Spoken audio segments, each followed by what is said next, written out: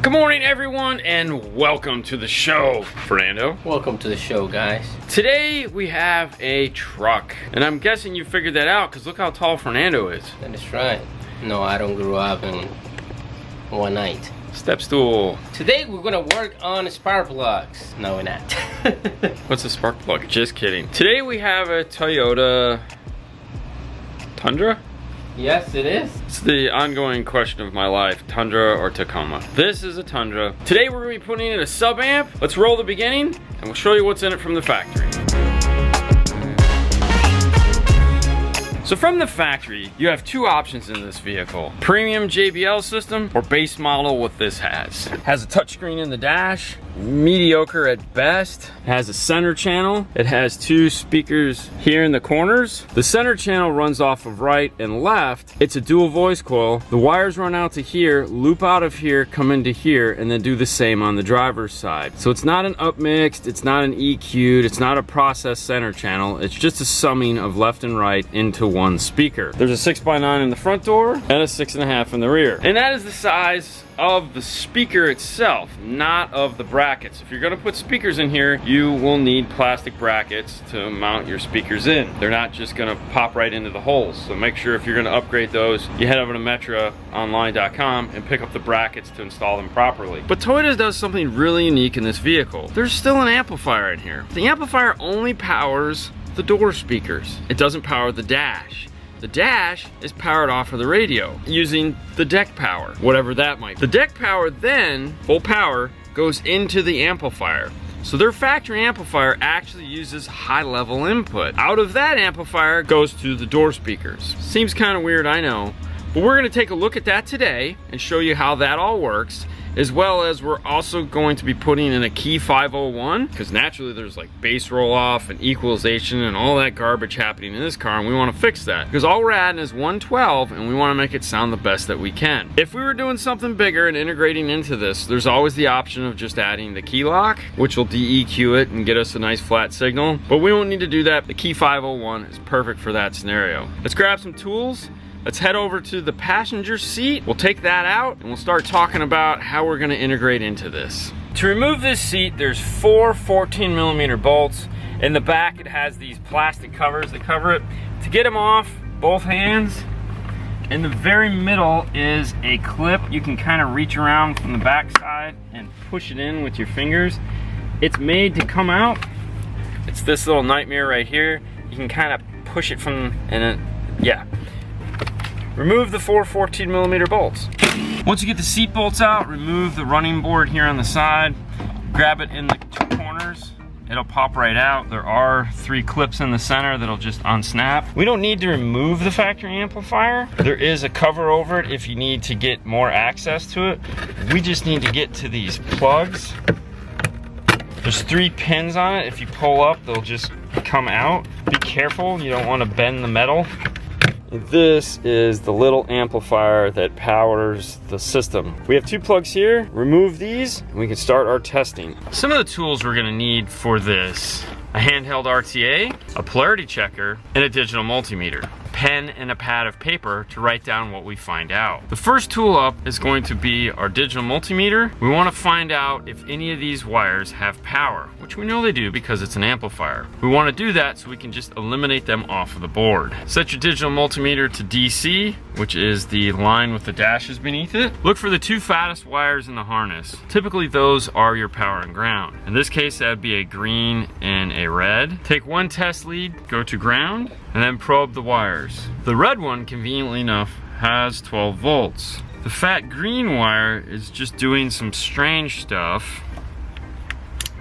It has no continuity to ground. Looking closely, there is a white with a black stripe, and that one is our ground. Red, 12 volts, white, black, ground. We can eliminate those 2 off of what we need to figure out. There's a light blue wire here that is smaller than all the wires on here. That may be some form of a turn on. And then on this same plug is paired wires, which is a green, blue, and a purple, pink that are twisted together. Those may be speakers. Switching over to ohm, you can test those 2. We're getting a 2.2 and another 2.2. My guess is these are speakers because because they're twisted together and we're getting a 2.2 ohm load, which is pretty normal for a Toyota. They like to use 2 ohm speakers. Turn on our PT9A Plus polarity checker. We're getting a popping sound out of this door. This has a microphone in the end of it, and it can read the pulses coming out of the speaker, and it'll light up green or red. In this case, we're getting a red, which means we have these pins in backwards. If I flip them, take another reading. This time I get green. That means my light green is positive passenger and my blue is negative passenger. Testing the pink and purple. That's the driver's side. I'm gonna go test that speaker over there.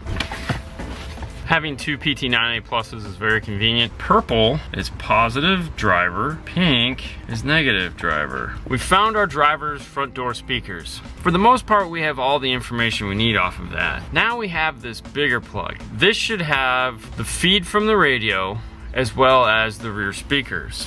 Coming down into it here, they're all twisted pairs. Follow the twisted pairs up into the harness. What should happen is 4 of these wires, 2 pairs, should act like speakers, and then the other 8 shouldn't. Those 8 are gonna be the signals coming from the radio. That's a speaker, that's another speaker, not a speaker, definitely not a speaker, not a speaker. On this side of the plug, definitely 2 speakers. On this side of the plug, going to the radio. To test for that, polarity pop. The first set, green and white, are driver's rear. The second set, purple, red, are passenger rear. You could use our polarity tester and go find out which one is positive, negative, just like we did on the front. These other 8 wires are in fact coming from the radio. This is really what I want to take a look at. For this testing, we're going to use the Educar Test and Tune app. We're gonna play some pink noise, which is the static sound you're hearing right now. That is the dash and center speakers that are being powered off of the radio. There's no speakers in the rear that are being powered off the radio. If we wanted to find out which one of these pairs of wires are driver's front, driver's rear, passenger rear, if we went to the fader on the radio and faded it to that corner of the car, that would be the only one of these that is putting out any noise. If you have a digital multimeter, take the digital multimeter, set it to AC now, which is the squiggly line, and then probe leads until you see something like this. Make sure when you fade it though, you fade it all the way. Don't one step it, because even at one step, it is going to bleed over into the others. Turn the radio up.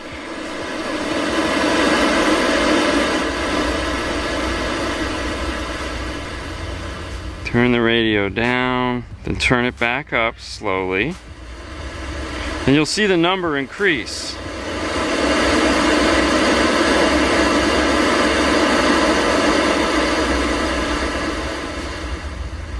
And that'll tell you what channel you've tapped into. Write it down, take those notes. For this, I'd like to find the front 2 channels. I'm going to fade it to the passenger speaker here. Probing my first set of wires.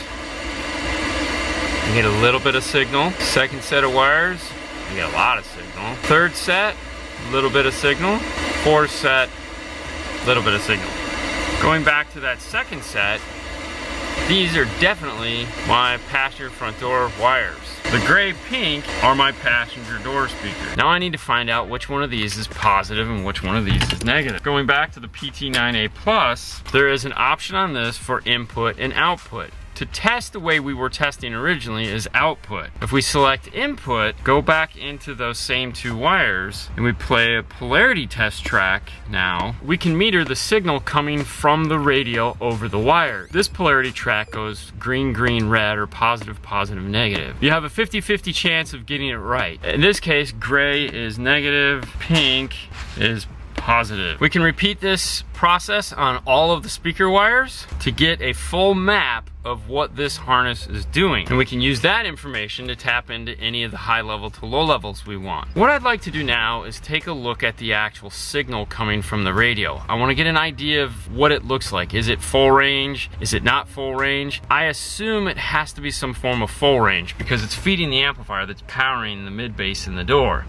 My guess is the ones in the dash have some form of bass blocker on them. Switching to the RTA, go back to the pink noise, and this will show us the signal that's coming out of the radio. This side here is going to be the subwoofer sound, and this side here will be your treble. So this is 20 hertz, this is 20,000. It's not a terrible looking signal. Plug the amplifier back in, and now I want to see what's coming out of these doors.